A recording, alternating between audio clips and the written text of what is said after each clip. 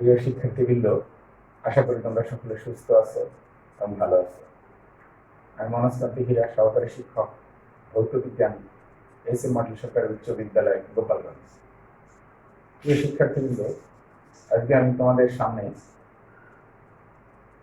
কাজ, ক্ষমতা ও শক্তি পদার্থবিজ্ঞান বিষয়ের চতুর্থ অধ্যায় কাজ, ক্ষমতা ও শক্তি এই অধ্যায়ের উপর একটি সৃজনশীল প্রশ্নের সমাধান করব।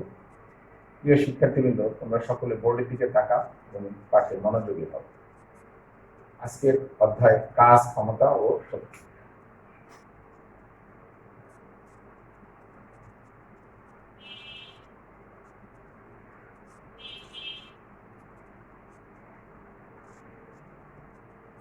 একটি সৃজনশীল লেখার চেষ্টা করি আমরা।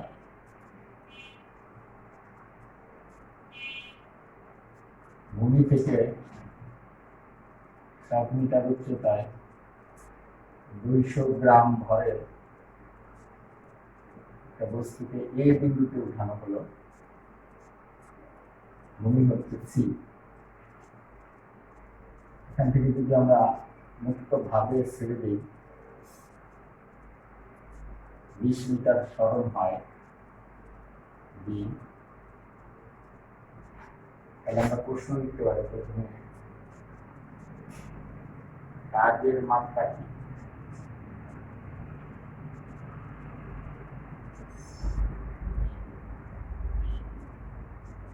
একশো ওয়াটের বাল্ব বলতে কি বোঝো?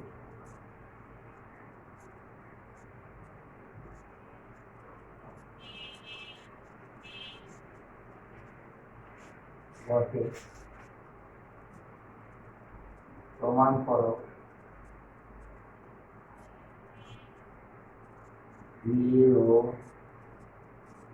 এ বিন্দুতে বিভব শক্তি ও বি বিন্দুতে মোট শক্তি সমান।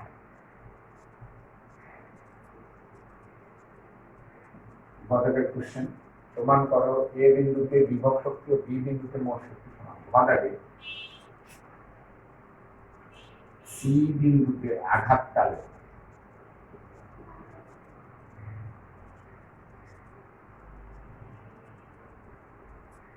বেগ কত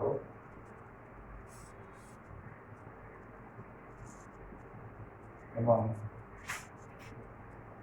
কত সময় পরে আঘাত করে।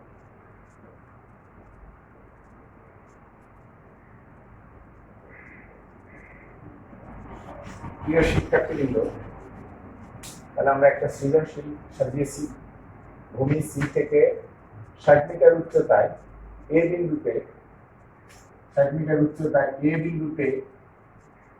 200 গ্রাম ভরের একটা বস্তুকে উঠানো হলো। এ বিন্দু থেকে মুক্ত ভাবে ছেড়ে দেওয়া হলো এবং বি বিন্দুতে অর্থাৎ 20 মিটার সরণ হওয়ার পরে বি বিন্দুতে একটা অবস্থান। বি বিন্দুতে আমরা মোট শক্তি এখানে চাওয়া হয়েছে ক দাগে হচ্ছে কাজের মাত্রা কি। ক দাগে 100 ওয়াটের বাল্ব বলতে কি বোঝো। গ দাগে এ বিন্দুতে যখন সর্বোচ্চ উচ্চতায় 60 মিটার উচ্চতায় উঠানো হয় তখন বিভব শক্তি এবং বি বিন্দুতে 20 মিটার নামার পরে মোট শক্তি সমান, এটা প্রমাণ করতে হবে আমাদের। ঘ দাগে সি বিন্দুতে আঘাতকালে বেগ কত এবং কত সময় পরে আঘাত করবে, অর্থাৎ সর্বোচ্চ উচ্চতা থেকে ভূমিতে কত সময় পর আঘাত করবে। আমরা একটু সমাধান করার চেষ্টা করি। প্রথমেই কাজের মাত্রা কি, আমরা সকলেই জানি কাজের মাত্রা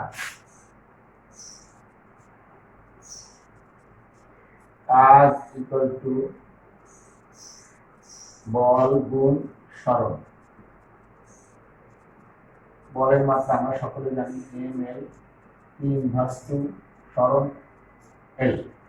তাহলে কাজের মাত্রা ml square P inverse to, আজকে যদি আমরা W দ্বারা প্রকাশ করি কাজের মাত্রা। বাঁধাবে 100 ওয়াটের বাল্ব বলতে কি বোঝায়।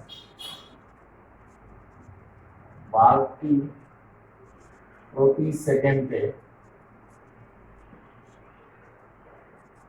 100 জুল বিদ্যুৎ শক্তিকে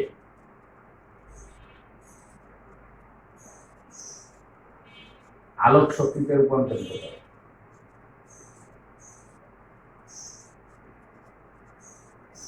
রূপান্তরিত করে।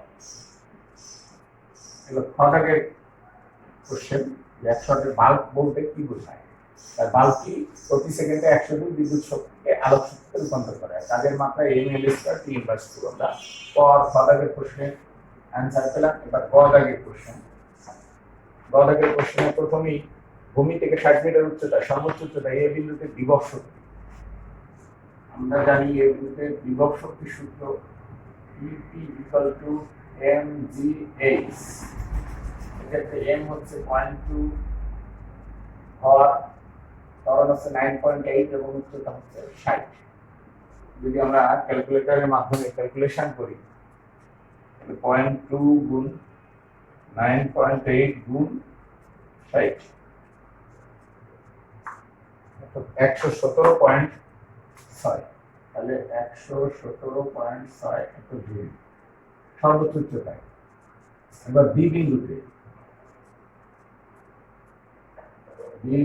বিভব শক্তি EP mgh। এক্ষেত্রে m একই 0.2, ত্বরণ 9.8, উচ্চতা হচ্ছে এটা 40 মিটার। অর্থাৎ এক্ষেত্রে বিভব শক্তি হচ্ছে 0.2 গুণ 9.8 গুণন 40, 78.4 জুল। বি বিন্দুতে গতি শক্তি EK = half mv স্কয়ার। এটাকে যদি আমরা ভাঙানোর চেষ্টা করি তাহলে u স্কয়ার প্লাস 2gx, এখানে সরণটা হচ্ছে x 20 মিটার, হাফ গুণন 0.2, u এর মান যদি 0 হয় গুণ 2 গুণ 9.8 গুণন 20, ধীরে ধীরে কাটা গেল। তাহলে এটাকে ক্যালকুলেশন করলে আমরা 0.2 গুণ 9.8 গুণন 20 39.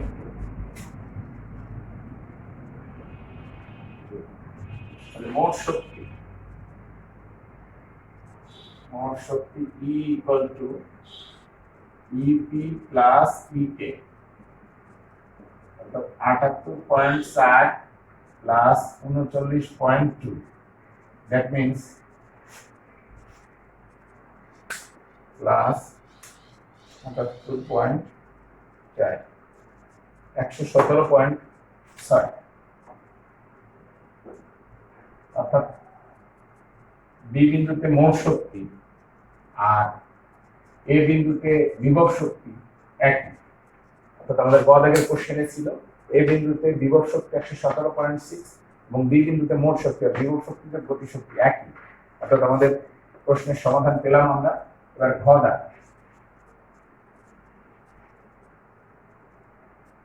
সি বিন্দুতে কত বেগে আঘাত করবে? তাহলে v² = u² প্লাস 2gh। এখানে u 0, যখন সর্বোচ্চ উচ্চতা থেকে মাটির দিকে পড়তে থাকবে তখন আগে 0, 2 × 9.8 × 60। অর্থাৎ একে যদি আমরা রুট করি 2 × 9.8 × 60,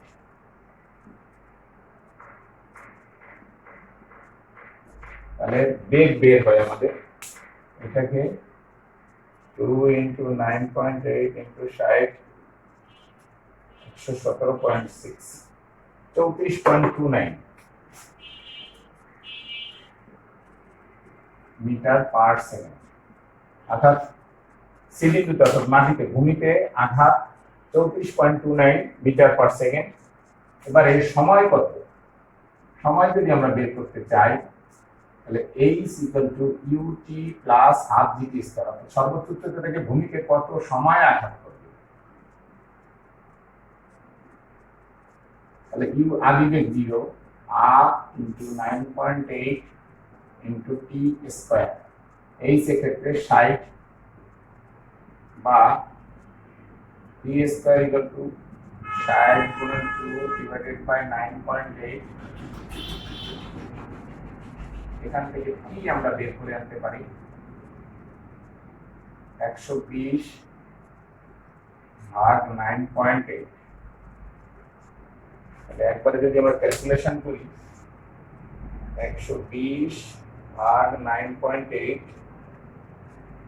যদি আমরা রুট করি 3.49 সেকেন্ডে মাটিতে আঘাত।